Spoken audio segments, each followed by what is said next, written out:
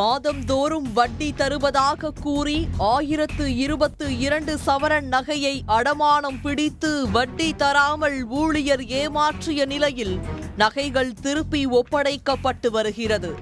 பொதுமக்களின் நிலை குறித்து சன் நியூஸில் செய்தி வெளியான நிலையில் 600 சவரன் நகைகள் திருப்பி ஒப்படைக்கப்பட்டுள்ளது.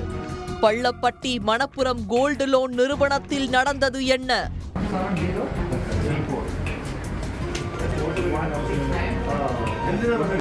கரூர் மாவட்டம் பள்ளப்பட்டியில் கடந்த 15 ஆண்டுகளுக்கு மேலாக மணப்புரம் கோல்டு லோன் நிதி நிறுவனம் செயல்பட்டு வருகிறது. இதில் பள்ளப்பட்டி, அரவக்குறிச்சி, மண்மாரி, வேளம்பாடி என சுற்றுவட்டார பகுதிகளை சேர்ந்த ஏராளமான பொதுமக்கள் வாடிக்கையாளர்களாக இருந்து வருகின்றனர். இந்நிலையில் 2022ஆம் ஆண்டு மணப்புரம் ஷேர் ஸ்கீம் மூலம் ஒரு சவரன் நகைக்கு 2000 ரூபாய் மாதந்தோறும் பங்கு தொகை கிடைக்கும் என்று மணப்புரம் நிர்வாகத்தில் உள்ளவர்கள் வீடு வீடாக சென்று நகை பெற்றுள்ளனர்.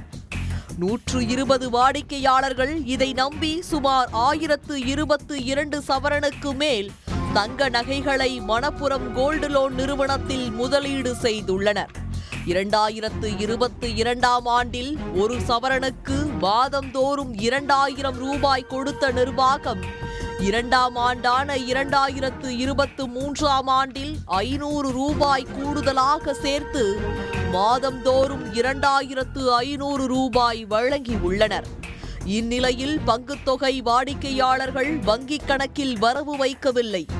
இதனால் சந்தேகமடைந்த வாடிக்கையாளர்கள் வங்கிக்கு சென்று விசாரித்துள்ளனர். நிதி நிறுவன ஊழியர்கள் சரியான பதில் தராமல் முன்னுக்கு பின் முரணாக பதிலளித்துள்ளனர். இதனால் போலீசில் புகார் அளித்தனர்.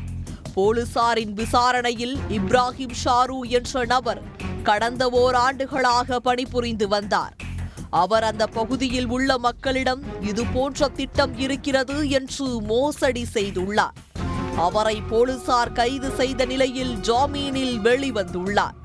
இது குறித்து மணப்புரம் கேரளா தலைமை அலுவலகத்தில் சென்று வாடிக்கையாளர்கள் முறையிட்ட பின்பு அதிகாரிகள் பள்ளப்பட்டி அலுவலகம் வருகை தந்து பேச்சுவார்த்தையில் ஈடுபட்டு 10 நாட்களுக்குள் தங்களது நகைக்கு உரிய பதில் வழங்கப்படும் என்று தெரிவித்து சென்றனர். இந்நிலையில் பொதுமக்கள் தங்களை பணி செய்ய விடாமல் தடுப்பதாகவும் போலீசார் பாதுகாப்பு வழங்க வேண்டும் எனவும் மணப்புரம் கோல்டு லோன் நிறுவனத்தின் சார்பில் சென்னை உயர்நீதிமன்ற மதுரை கிளையில் வழக்கு தொடரப்பட்டது. எதிர்த்தரப்பாக பொதுமக்கள் சார்பிலும் மனு அளிக்கப்பட்டது. இரு தரப்பினரையும் அழைத்து பேசி சமரச முயற்சி மேற்கொண்ட காவல்துறை உரிய பதிலளிக்க வேண்டும் என்றும் நீதிமன்றம் தெரிவித்தது. இதன் பின்பு 8 கட்டங்களாக மணப்புரம் கோல்டு நிறுவனத்தில் பேச்சுவார்த்தை நடைபெற்றது. பின்பு அரவக்குறிச்சி காவல் துணை கண்காணிப்பாளர் அப்துல் ஜபார் தலைமையில் குழு அமைக்கப்பட்டு கேரளாவிலிருந்து வருகை தந்த மணப்புரம் கோல்டு நிறுவன அதிகாரிகளிடம் பேச்சுவார்த்தை நடைபெற்றது.